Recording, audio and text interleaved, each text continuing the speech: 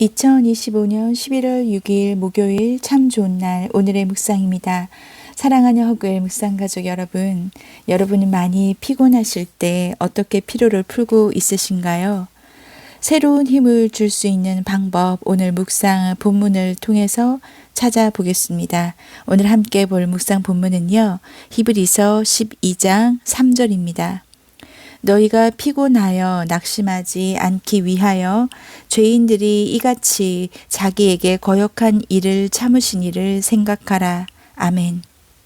제가 히브리서를 읽다가 12장에서 너무나 잘 알고 있는 12장 2절 우리가 많이 외우는 말씀이죠. 믿음의 주요 또 온전하게 하시는 예수를 바라보자. 이 말씀에 가려서 3절을 이렇게 깊게 생각해 본 적이 없는 것 같은데 오늘 12장 3절에서 딱 눈이 멎었습니다.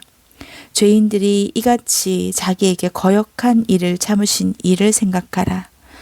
거역한 일을 참으신 이라고 하는 이 부분에서 거역한 일, 내가 예수님을 거역한 적이 언제 있었나 굳이 생각하지 않고 생각해 본 적도 없었던 일인데 이 말씀은 그때 당시에 예수님을 십자가에 못 박았던 십자가에 돌아가시게 했던 그 사람들이라고 생각하면서 저와는 상관없다 생각을 했었습니다.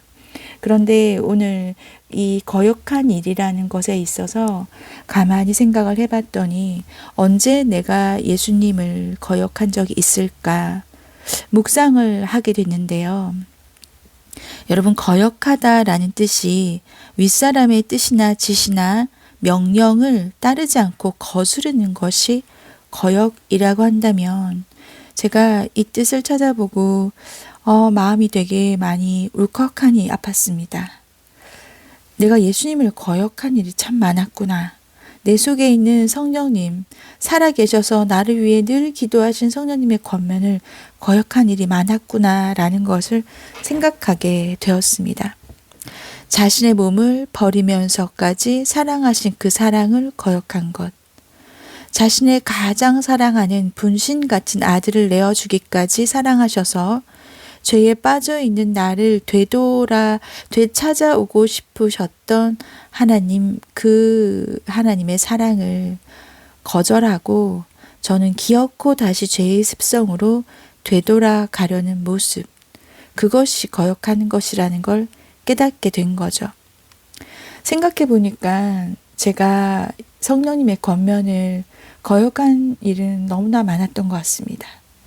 그때 당시도 분명히 하나님을 믿고 있었고 예배를 드리고 있었음에도 예배 당시에만 들었던 하나님께서 나를 사랑하신다는 말을 그때만 듣고 그 말이 나를 향해 주시는 말씀이라 생각하지 않고 옆에 있는 집사님, 저 자매님, 저 집사님만 사랑하시겠다 생각하면서 나를 향한 사랑의 권면을 받아들이지 않았죠. 윗사람의 뜻이나 지시나 명령을 따르지 않고 거스르는 것이 거역한 거라면 여기서 거역한 사람이란 십자가에 못 박기 위하여 바라바 대신해서 예수를 십자가에 못 박으라 소리쳤던 그 사람들만을 말하는 것이 아니라는 겁니다. 제가 여기까지 마음이 딱 멎으니까 그냥 마음이 되게 많이 아팠습니다. 성령님의 권면을 거스렀구나.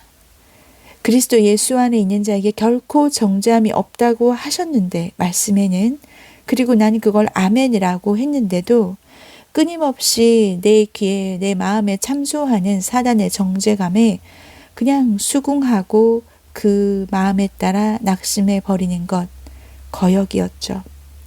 너는 보배롭고 존귀하며 너는 어여쁜 자라 하시는데도 내가 나의 모습에 나를 사랑하지 않고 내 속에 있는 하나님의 사랑마저 거부해 버리는 것, 그것이 거역하는 것이었습니다.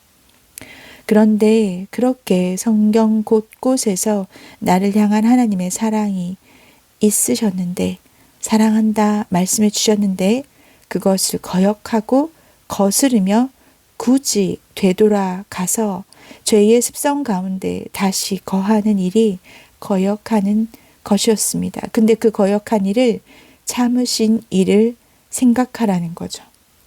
예수님이시죠. 거역한 나를 참으시니 예수님이십니다.